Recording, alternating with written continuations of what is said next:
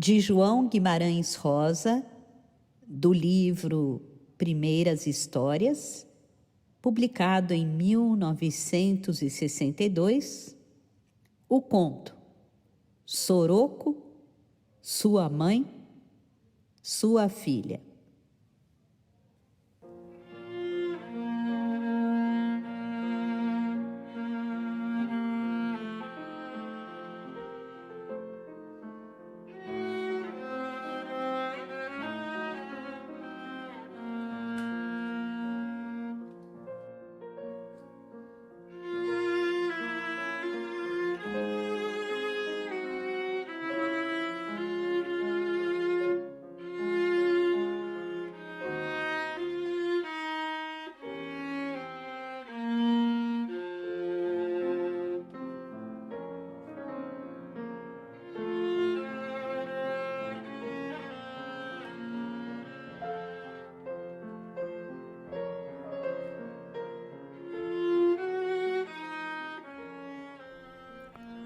Aquele carro parara na linha de resguardo desde a véspera.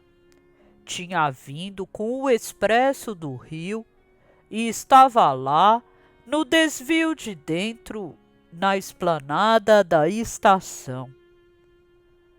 Não era um vagão comum de passageiros de primeira, só que mais vistoso, todo novo. A gente, reparando, notava as diferenças. Assim, repartido em dois, num dos cômodos, as janelas sendo de grades, feito as de cadeia para presos. A gente sabia que com pouco ele ia rodar de volta, atrelado ao expresso daí de baixo, fazendo parte da composição. Ia servir para levar duas mulheres para longe para sempre. O trem do sertão passava às 12h45. As muitas pessoas já estavam de ajuntamento em beira do carro para esperar. As pessoas não queriam poder ficar se entristecendo, conversavam, cada um porfiando no falar com sensatez, como sabendo mais do que os outros a prática do acontecer das coisas. Sempre chegava mais povo. O movimento.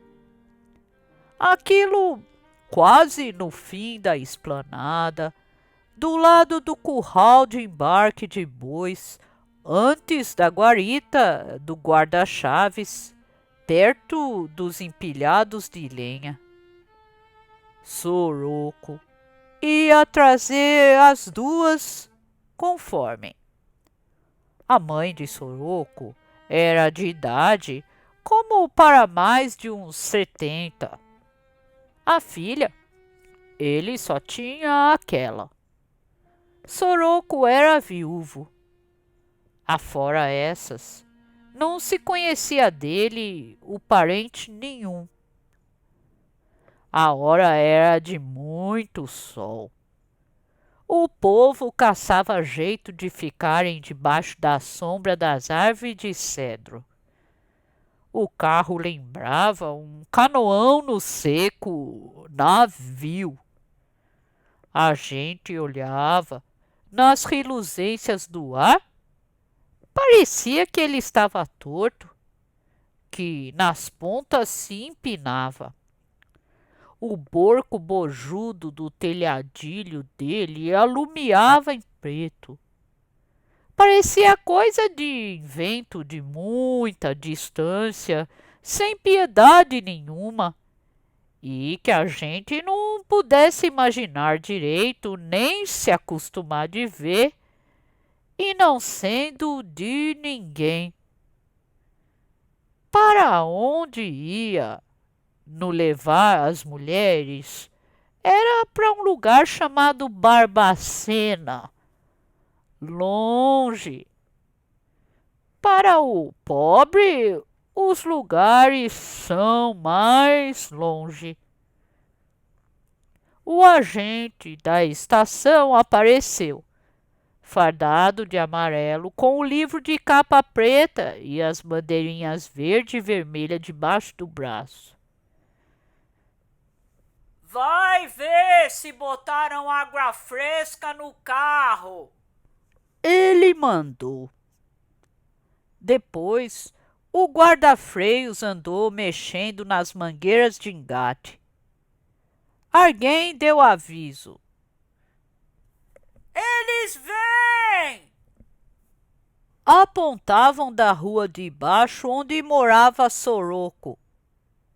Ele era um homenzão, brutalhudo de corpo, com a cara grande, uma barba fiosa, encardida em amarelo e uns pés com alpercatas.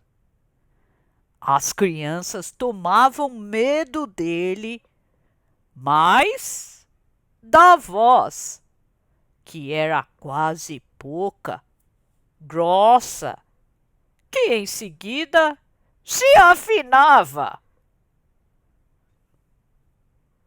Vinham vindo com o trazer de comitiva. Aí paravam.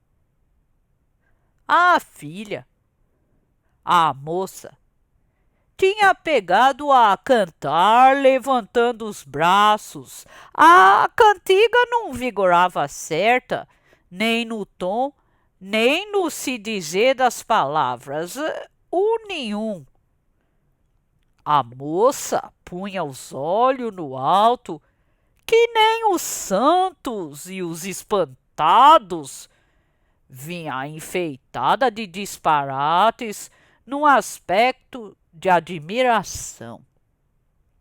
Assim, com panos e papéis de diversas cores, uma carapuça em cima dos espalhados cabelos, e enfurnada em tantas roupas, ainda de mais misturas, tiras e faixas de penduradas, virundangas, matéria de maluco.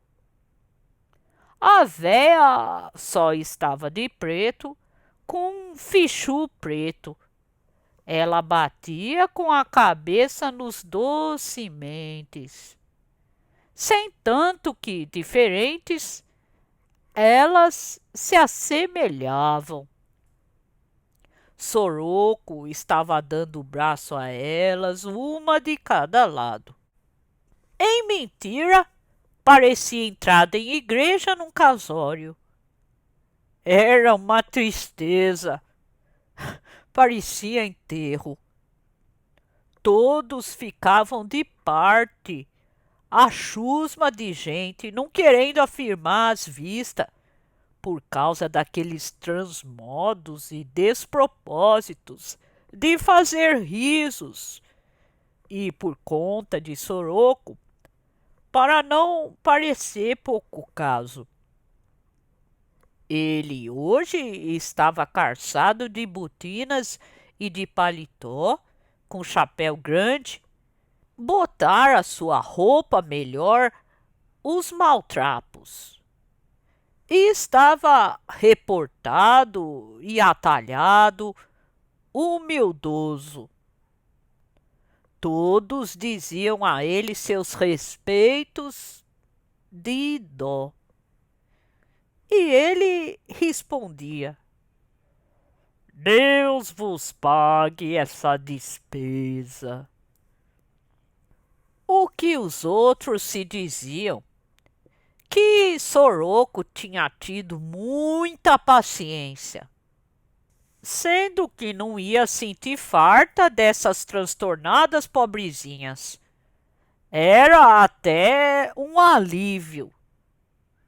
Isso não tinha cura, elas não iam voltar nunca mais.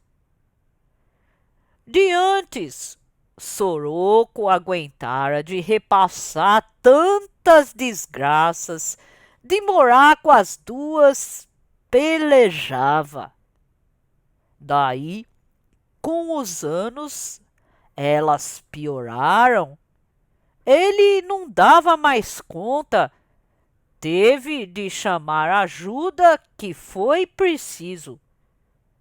Tiveram que olhar em socorro dele, determinar de dar as providências de mercê. Quem pagava tudo era o governo que tinha mandado o carro, por forma que, por força disso, agora iam remir com as duas em hospícios. O se seguir. De repente, a velha se desapareceu do braço de Soroco. Foi se sentar no degrau da escadinha do carro. Ela não faz nada, seu agente. A voz de Soroco estava muito branda. Ela não acode quando a gente chama. A moça aí tornou a cantar, virada para o povo e ao ar. A cara dela era um repouso estatelado. Não queria dar-se em espetáculo, mas representava de outroras grandezas impossíveis. Mas a gente viu a véia olhar para ela com um encanto de pressentimento muito antigo. Um amor extremoso. E, principiando baixinho, mas depois puxando pela voz, ela pegou a cantar também, tomando o exemplo a cantiga mesma da outra que ninguém não entendia. Agora elas cantavam junto, não paravam de cantar. Aí que já estava chegando a horinha do trem, tinham de dar um fim aos aprestes, fazer as duas entrar pro carro de janelas enxequetadas de grades. Assim, num consumiço, sem despedida nenhuma, que elas nem haviam de poder entender. Nessa diligência, os que iam com elas por bem fazer na viagem cumprida eram o Nenego, despachado e animoso, e o José abençoado, pessoa de muita cautela. Estes serviam para ter mão nelas em toda juntura. E subiam também no carro uns rapazinhos carregando as trouxas e malas e as coisas de comer, muitas, que não iam fazer míngua os embrulhos de pão. Por derradeiro, o Nenego ainda se apareceu na plataforma para os gestos de que tudo ia em ordem.